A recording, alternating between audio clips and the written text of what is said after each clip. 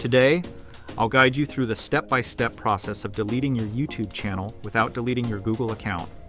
If you're ready, let's get started. Click on your profile picture. Scroll down and click Settings. Click View Advanced Settings. Click Delete Channel. Log into your account by entering your password to verify it's you.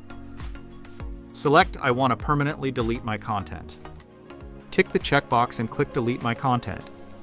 Your channel will be deleted. Please note that the interface or page changes quite often, so if the page or interface looks different, don't worry. It's the same process with slight variations, but the core steps will remain the same. Feel free to reach out if you encounter any issues during the process. If this video helps you out, please leave a like and subscribe. Comment below if you have any questions.